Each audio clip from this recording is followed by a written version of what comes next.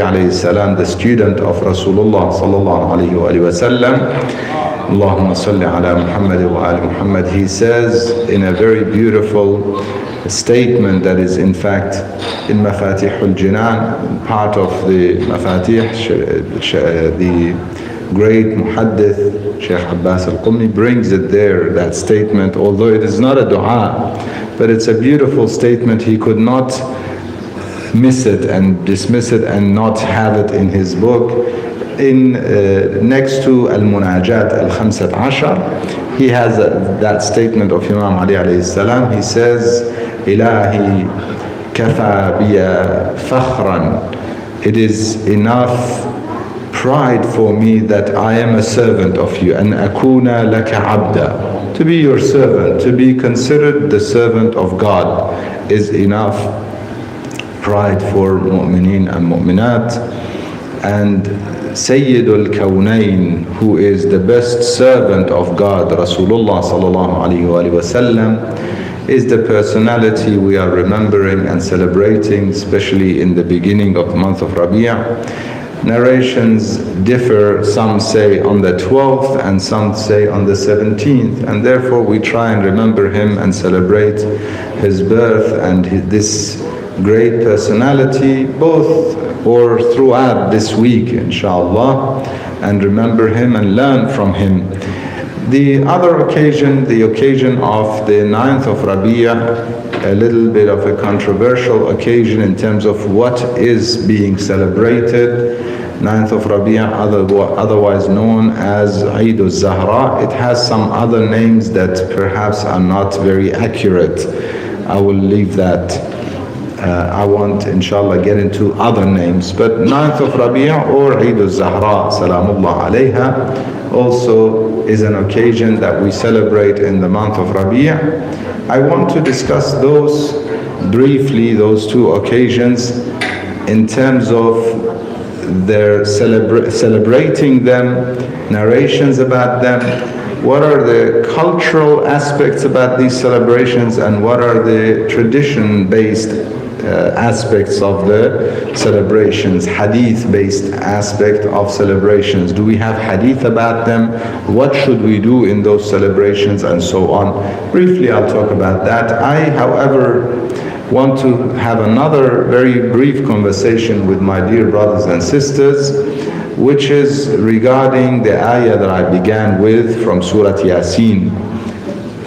All thanks to our dear brother Hajj Abu Tiba, inshallah.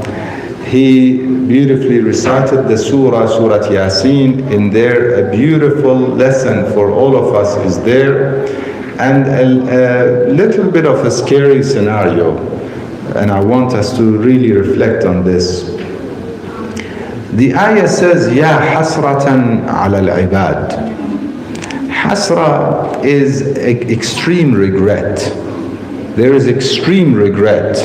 Hasra, nadama. But hasra is an extreme case of regret. Allah subhanahu wa ta'ala says, these servants, there's so much regret for them. Ya hasratan ala al-ibad. Inshallah, the ladies are with me. During the recitation of the Holy Quran, some people disrespected God. And I'm saying this and I mean this. During the recitation of the Holy Quran, some people disrespected God. Because when we recite Quran, God is speaking. I want that to be clear. Imam Hassan alayhi salam, when he recited Quran, whenever he said, he recited Ya ayyuhalladina amanu. Who is reciting? The Imam himself. But whose words is he reciting? God's words. So when he said Ya ayyuhalladina amanu, he would respond saying Labbaik Allahum. In other words, yes sir, yes God, what do you want me to listen to? So he's reading Quran as if God is speaking to him. So those who speak and disrespect the recitation of the Holy Quran, they are disrespecting God. Inshallah, we're clear on that. Therefore, I was tossing up between saying something or not saying something during the recitation of the Holy Quran. I held myself ala mabad, with a lot of difficulty. I held myself from saying something during the recitation of the Holy Quran. And what came to my mind is, God is the one who will deal with them. So I would say now, may God forgive them. Ya Allah, forgive them. Allahumma salli ala Muhammad. However, during my speech, you're disrespecting who? Me. And I will not accept that. Okay, do you agree with me now? Okay. So inshallah. I'm sorry, sisters, Sheikh is talking to you. Sisters, please. But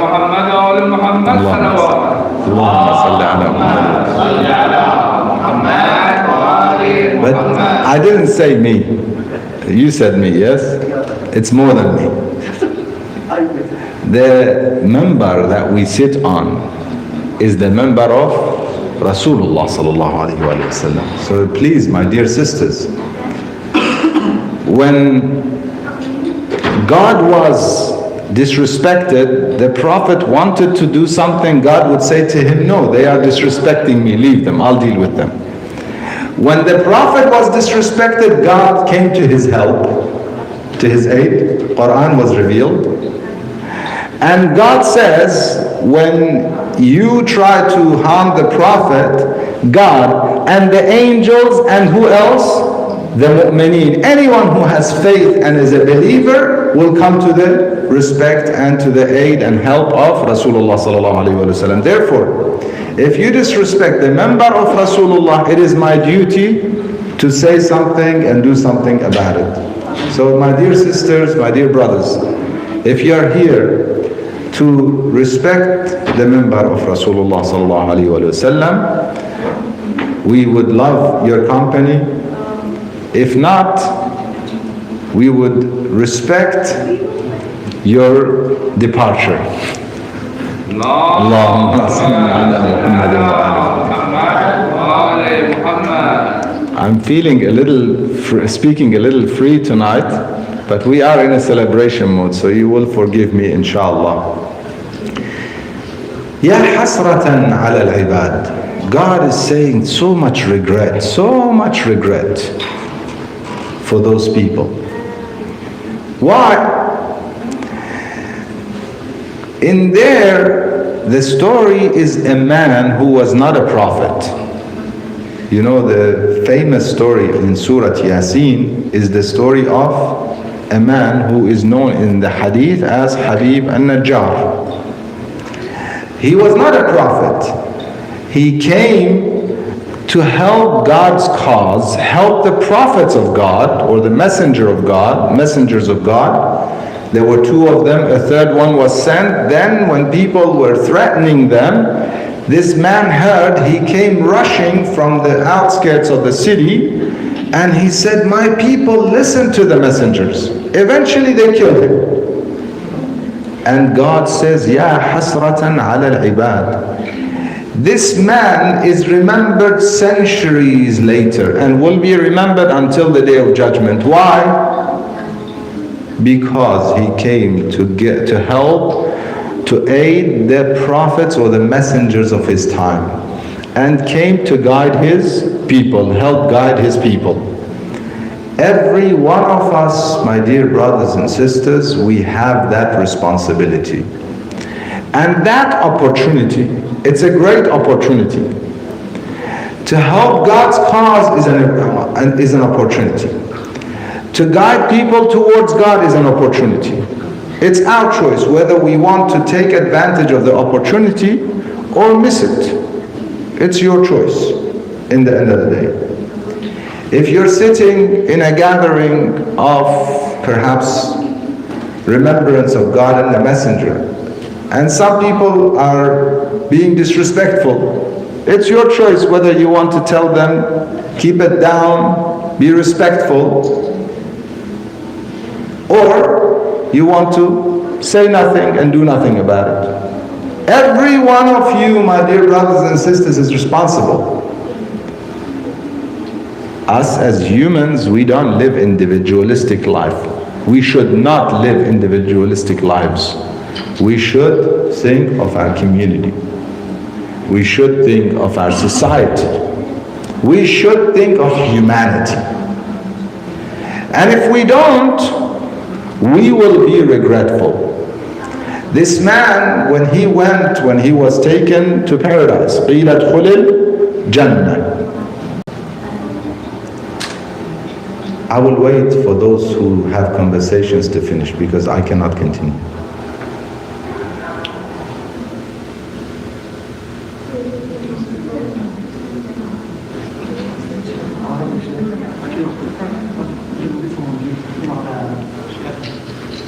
Arabi? I think there's kids in the family. Well, the parents can ask them to leave, or some elders can ask them to leave.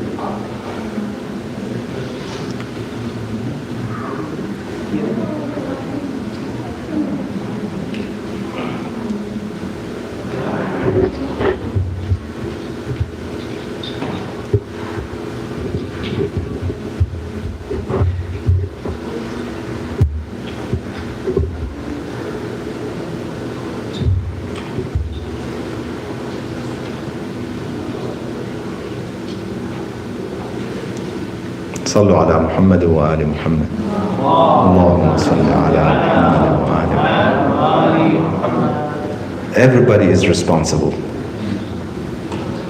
It's not just one person's responsibility. Everybody is. And we are all parents of our children. So everybody, please feel responsible and make sure we act responsibly. This man was asked to be admitted, or he was being admitted to paradise, asked to enter. قِيلَ ادْخُلِ الْجَنَّةِ. What did he say? He said, I wish my people knew. قَالَ يَا لَيْتَ قَوْمِي يَعْلَمُونَ. It's only in the hereafter that you and I will know the meanings of helping God's cause, of doing something fi sabilillah, for the sake of God, not for the dollar, not for fame, not for a position or some name, simply and sincerely for the sake of God. In that world we will know the meaning of it. In that world, we will know the value of it, and every one of us will have some level of regret. Those who did nothing would have regret that they did nothing. Those who did something would have regret of having not done enough or more. That's the reality. This is why the Day of Judgment is also known as Yawmul Hasra. Ya Hasratan, the day of regret. Ya Hasratan ala al-ibad. This, I want to tie it to our conversation, what we're discussing inshallah tonight. The birth of Rasulullah, or Eid al-Zahra. We have an extremist school that says, don't even celebrate the birth of Rasulullah. Why? They say, well, bring me a narration that during the life of the Prophet, they celebrated his birth. So because they did not celebrate the birth of the Prophet during his life, we should not be celebrating his birth, because it is innovation. It is what they call bid'ah, okay? It is bringing something new, no avari, innovation, bid'ah. The Prophet did not. If it was significant, he would have. This is their argument. And so anything else is measured with the same yardstick. Therefore, any other celebration is almost haram, bid'ah, forbidden, okay, in the same category.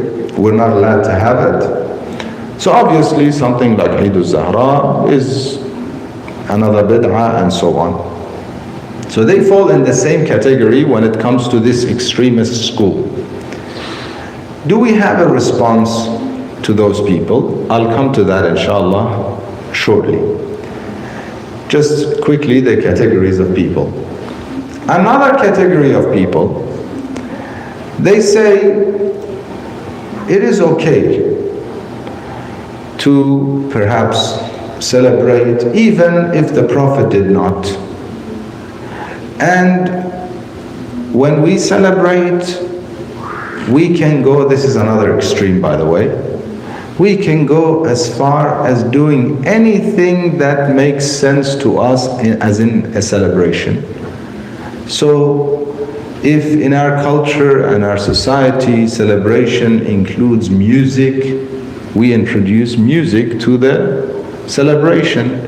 If it means even dancing, we introduce dancing to the celebration.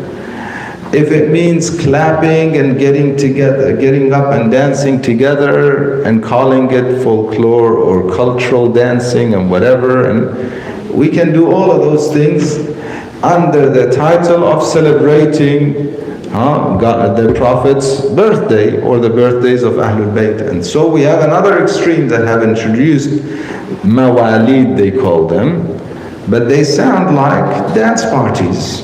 They sound nothing like religious gatherings, they sound more like dance parties.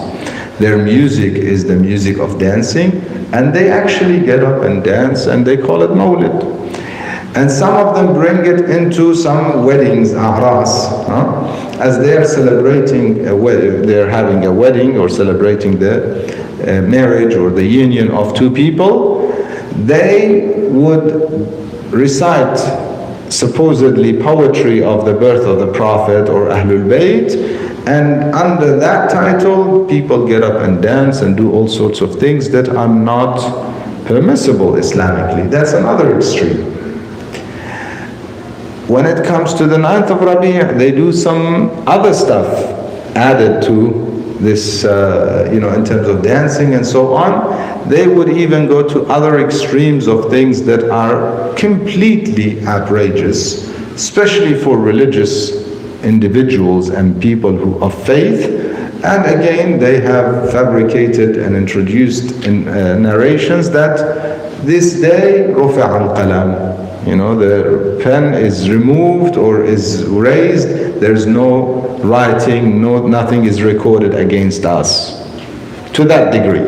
So we have that extreme party as well. What is Islam's and our respected scholars' position, proper position? When I say Islam, I mean balanced, because Islam is balanced. Islam is the middle path, the balanced path. Islam is often, in fact the Quran often refers to the believers being balanced people. And he says regarding the believers that we have made you into a path, into a medium, ummatan wasata, al-wasatiyya, that you are neither to one extreme nor to the other extreme. So what is the position of the balanced Muslim ummah and balanced Muslim scholars with regards to those celebrations or those occasions? When it comes to the birth of Rasulullah sallallahu alaihi wasallam or Ahlul Bayt, we are not suggesting that this is a wajib act, or that this is in itself mustahab act in itself, besides other reasons why it could become mustahab. But we are not suggesting that it's mustahab in itself, that this is sunnah, for someone to come and tell me you're now making bid'ah, because bid'ah is to suggest that something is wajib or mustahab. But we're not saying that it is wajib or even in itself a mustahab act to celebrate the birth of the Prophet. But we're saying that It is mustahab to remember the Prophet, and it could be wajib. It is wajib to some degree, and it's mustahab in some sense to remember the Prophet and his family, salawatullah wa salamu alayhim ajma'een. Therefore, the remembrance is a mustahab act, and we are taking advantage of an opportunity so that we don't miss out on this opportunity. Ya hasratan ala al-ibad. Any opportunity of remembering Rasulullah and Ahlul Bayt and great individuals like Rasulullah and Ahlul Bayt, they miss out on it. Why? Under the pretense that this is bid'ah. Or some go to another extreme and bring all sorts of sinful acts to it under the pretense that this is a celebration. Both of those, ya hasratan alayhim. There is so much regret for them, and God is saying there is regret for those people because they don't follow or they don't respect those who are messengers. Messengers bring what? Bring a message. Therefore, remembrance. You have the opportunity to share the message, to remember the message. You miss out on that opportunity, God forbid, or you miss out from the other end by doing something sinful. Either way, there is regret. A balanced act is that we take advantage of those occasions so that we remember the Prophet ﷺ. We remember Ahlul Bayt of the Prophet ﷺ because they are the path to God. They are the means for us to reach higher levels in faith. They are the path of purification. Therefore, we remember them to become pure, to become good, to become like them, to live like them and die like them, which should be our goal as believers and as lovers of Ahlul Bayt salawatullah wa salamu alayhim ajma'een.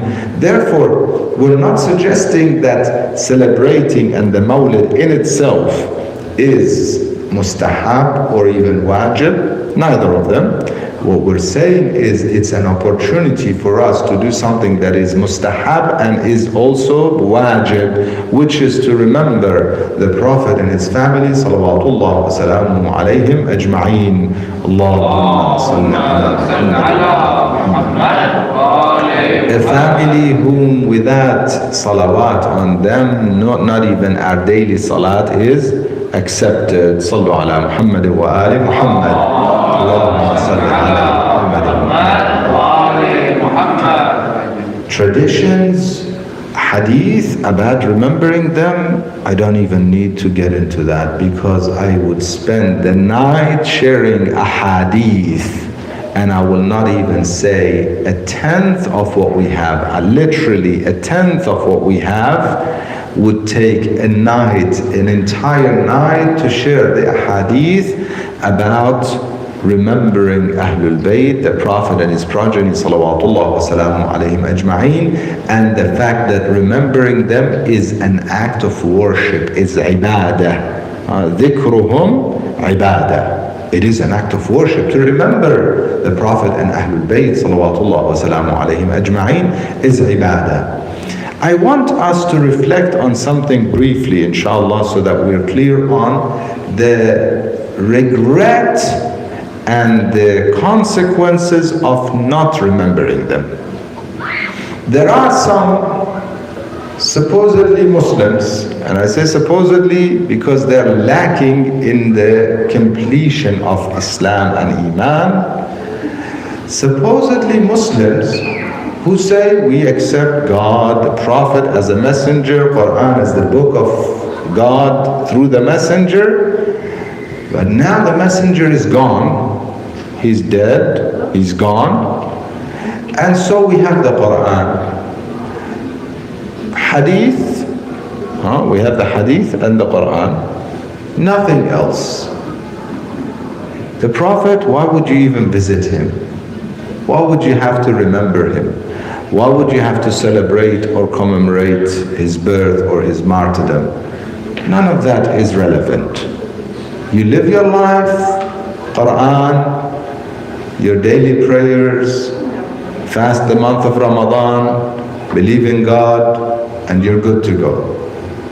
What happens, unfortunately, when there is no emotions connected to their ibadah, it is hollow, it is not complete, because the heart is the core.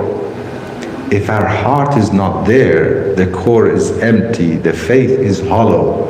It could be manipulated, it could be used and abused and misused, which you look throughout the history and you'll find many who were driven by individuals who had their own agendas, and because they did not have that emotional connection with the Prophet and his family, they were, those people with agendas, they mobilized a lot of those people who said that they believe in God and the Messenger and the Quran, but their core was empty, their heart was empty.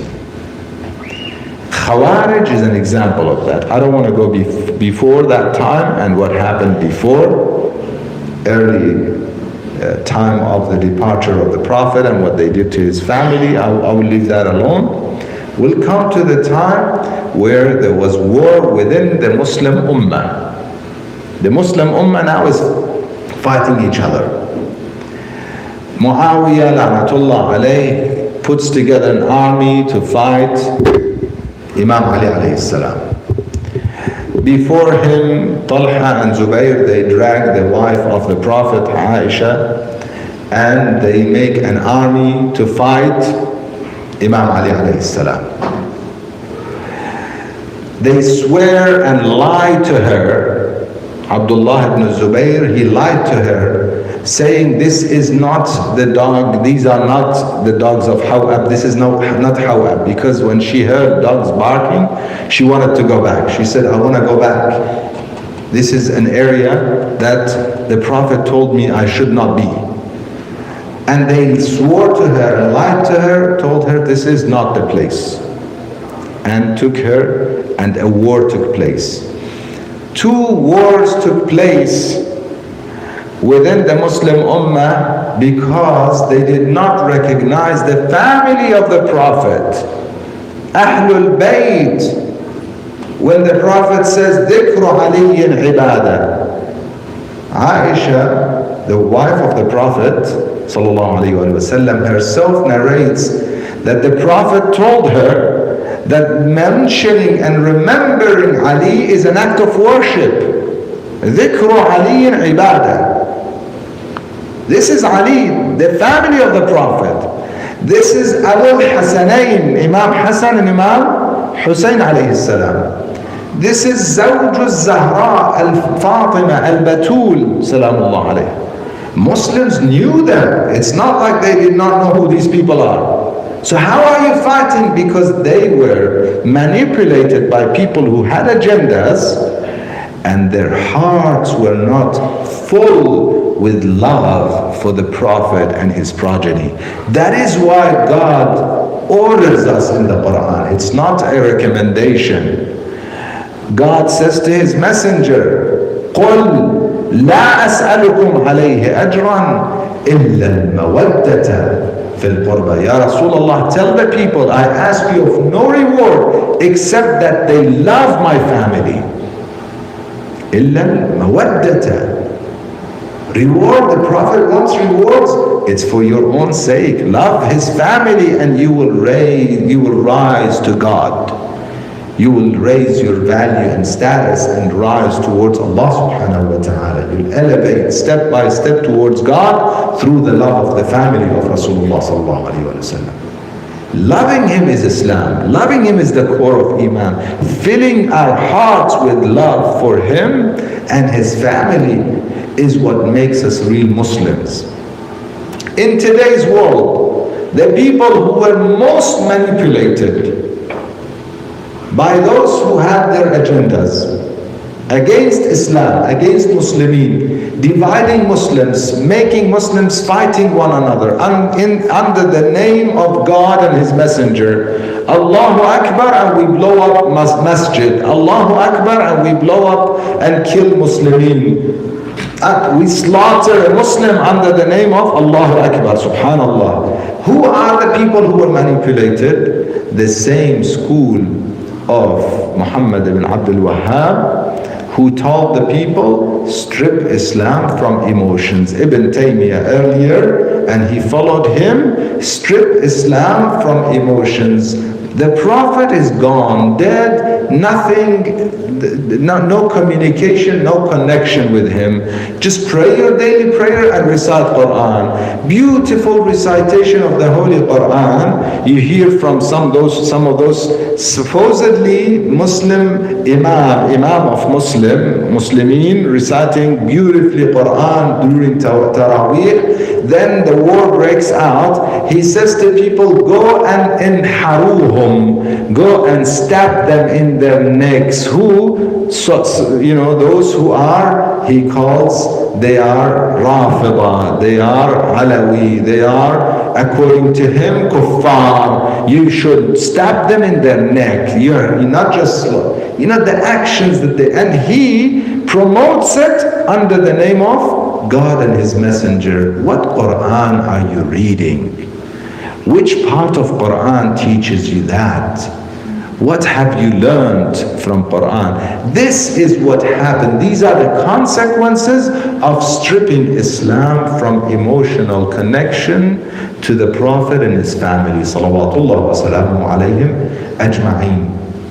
Therefore, as balanced believers, what we say is that loving God reflects itself in loving His messengers and helping His messengers. This man we mentioned in Surah Yasin, God makes him remembered until the day of judgment. Why? Because he came out to support and help the messengers. Ya qawm ittabi'u al-mursaleen. He came out to support the messengers. God made his name eternalized in the Holy Quran. Recorded, eternalized.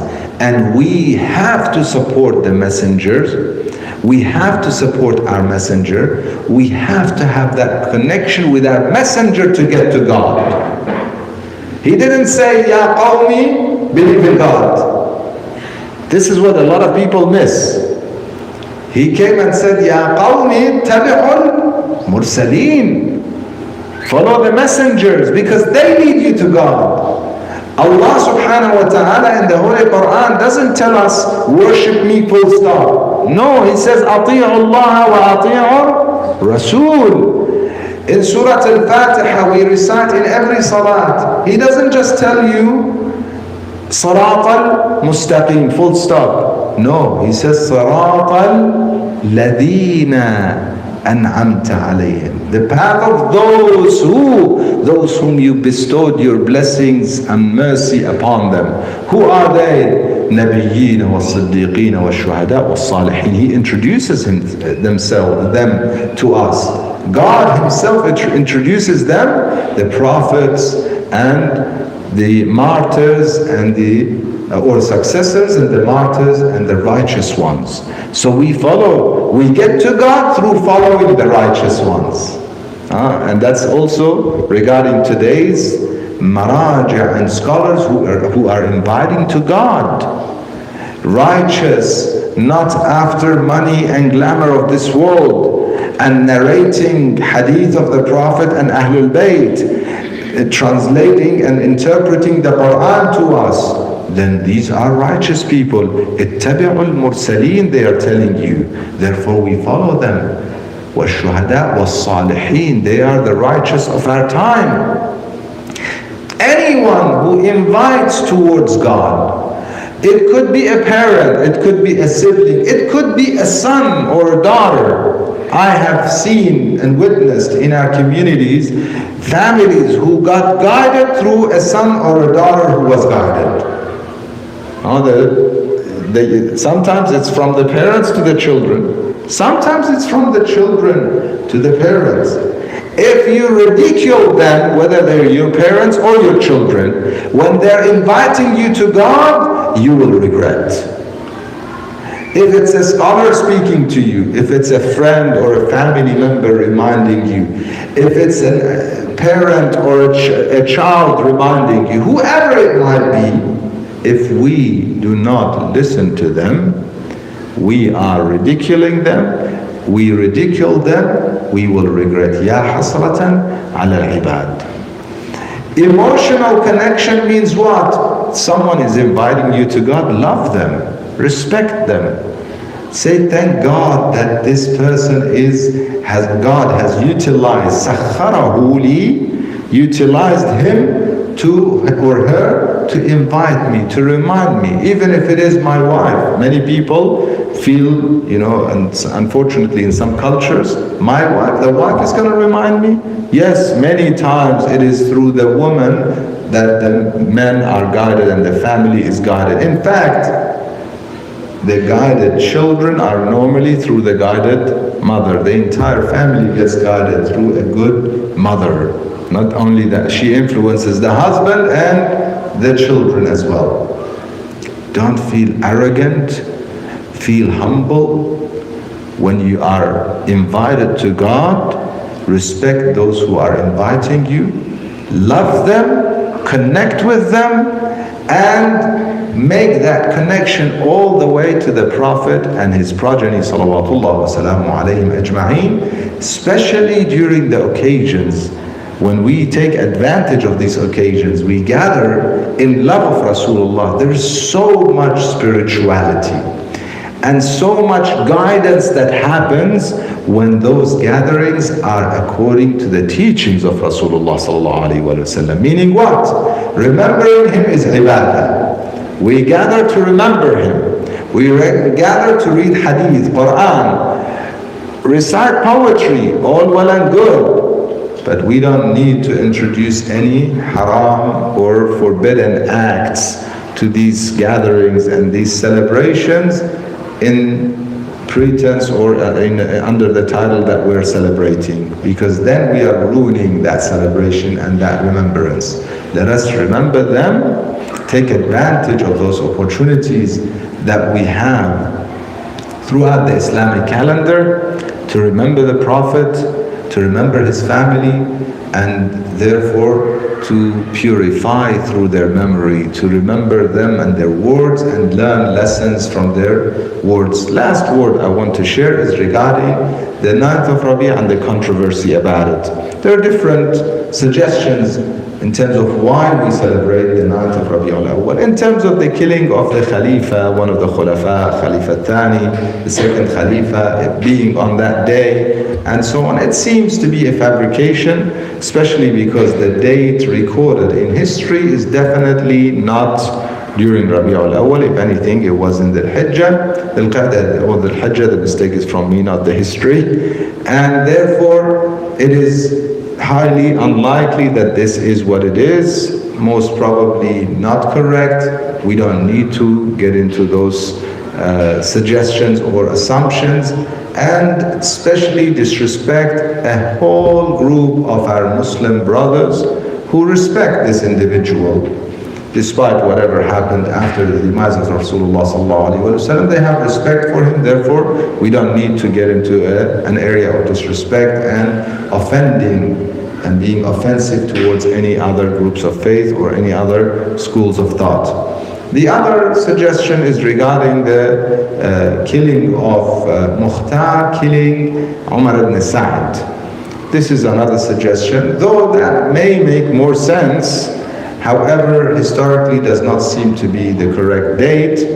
And as I mentioned in Salatul Jumu'ah, and I want to remind mu'mineen and mu'minat, Ahlul Bayt's pleasure and happiness is way above and beyond an individual being killed. Who is he? I'll give you an example from our time, and you will understand what I mean. Some people were telling me, you know what, but they harmed the family of the Prophet. Umar ibn Sa'd was there, caused the death of, or the martyrdom of Imam Hussein alayhi salam, or the second Khalifa causing harm to the daughter of the Prophet sallallahu alayhi wasallam. And therefore it would be a happy event for them if they are departed and so on. I say to these people, Ahlul Bayt would never expect us to remember and celebrate and highlight the name of a personality when the goal of Ahlul Bayt is to raise the value of humanity, to purify human beings, to purify the hearts of humans from any kind of hatred and vengeance and any kind of ill feelings. So a celebration based on a killing and a celebration based on hatred definitely is unlike or not nowhere near like Ahlul Bayt salawatullah wa salamu alayhim ajma'in. In today's world, the example would be the following. There was an individual who caused the death and the martyrdom of many scholars of high caliber scholars, including Maraja, and was the cause of the death as an individual, but not on his own. That's another argument that I need to also remind mu'minin and mu'minat. He caused the death of millions of Shia and Muslims in general. Anyone who opposed him, he killed them as one individual or a tribe, or sometimes an entire city wiped out. Now you know who I'm talking about, yes? I don't want to mention his name. I have a reason.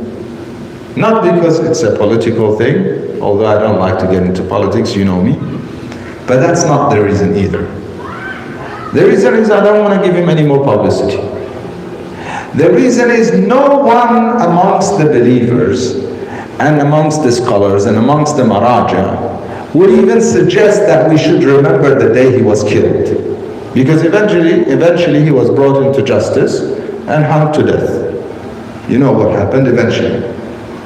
Who comes and says amongst, let's say, the family of any of our great scholars, Maraja, or the families of the martyrs who were killed by him and his party, who came and suggested that we should now make a day celebration and remember? Maybe some ignorant ones may, I don't know. But the goal is to make sure he's forgotten. فَمَا بَكَتْ عَلَيْهِمُ السَّمَاءُ وَالْأَرْضُ. Quran says about such individuals that heavens and the earth does not even have any kind of mourning or regret for their loss, for them being gone. Some people, the heavens and the earth regrets being gone because their presence is beneficial for humanity, beneficial for the society, beneficial for the heavens and the earth. And some gone, no problem, better gone. We don't need to make, so I would not see Ahlul Bayt coming and suggesting, now let's make him famous and make a day that since Umar ibn Sa'd killed Imam Hussein alayhi salam, let's make him famous. La'natullah alayhi. But I don't want to make a day now, when is he killed? Who cares? He's gone. In fact, I am personally, though not many might agree with me, personally, I am against in maqatil, when they recite the maqatil, some go into details, who snatched this from the imam, who took the amama, who did this, who did, they give names. I don't get into any of these details for a reason. Who are they? Why do I need to mention the names of some of the biggest losers of all times? Make them famous for what? Some losers did this, some cursed people did this, and they're gone. And this is how we should be about. Therefore, it does not make sense that we're celebrating the death of somebody. And I would not encourage anyone to take that idea in mind, especially, and this is my last argument about it, especially because, and I want you to remember this, it was never an individual who did all that. You want an example? Recent days, this criminal who did all this in Iraq, was he on his own doing all this? Was he? Can anyone say that one individual, okay, whether it was the dictator in Germany or another one in whichever country, whichever dictator you can think of, on their own they did it? Maybe they led something, but there were a lot of people with them and allowed it to happen. Fatima Zahra Salamullah alayha, she says, after my father, most people went back to Jahiliyyah. She says to the ladies who visited her, Nisa al-Muhajirin wal-Ansar, she says to them, I detest your men. أصبحت قالية لرجالكم. قالية يعني كارهة.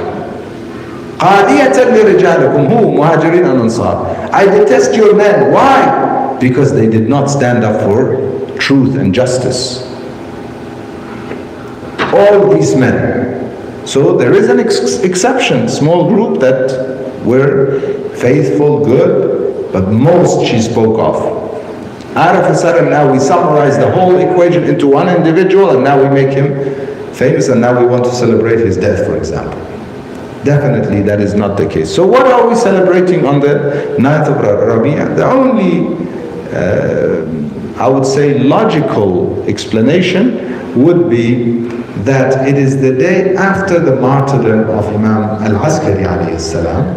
And the martyrdom of Imam al-Askari marks the beginning of the wilayah of our Imam, the 12th Imam, Ajjalallahu Ta'ala Farajahu Sharif. However, as we are not going to celebrate on the day of the martyrdom of Imam al-Askari alayhi salam, the celebration was done on the next day, which was the 9th of Rabi', and that's the most plausible, the most logical reason why we celebrate the 9th of Rabi'ah, and it is real Eid of Zahra Salamullah alayha, because he is the one who is going to complete the mission of Rasulullah sallallahu alayhi wa sallam, the mission that she mothered herself. Fatima Salamullah alayha, she mothered the mission of Rasulullah. That is why she was given the title Ummu Abiha Salamullah alayha. We ask Allah subhanahu wa ta'ala to grant us wisdom and the opportunity to commemorate and celebrate and remember the Prophet and his progeny, and remember them throughout these times and occasions, remember their words, remember their traditions, remember their life and lifestyle, and follow in their footsteps. We ask Allah subhanahu wa ta'ala to make us amongst those who listen to what's said and follow what's best. Wa akhiru da'wana alhamdulillahi rabbil alameen wa sallallahu wa sallam ala sayyidina Muhammad wa alihi at-tayyibin at-tahirin. One more time I request mu'mineen and mu'minat to remember all the marhumeen, especially marhum Sayyid Yusuf al-Husayni and marhum Hussein Alwan. Inshallah, remember them once again with Al-Fatiha ma'a as-salawat ala Muhammad wa ali Muhammad. Allahumma salli ala Muhammad wa ali Muhammad. Bismillah.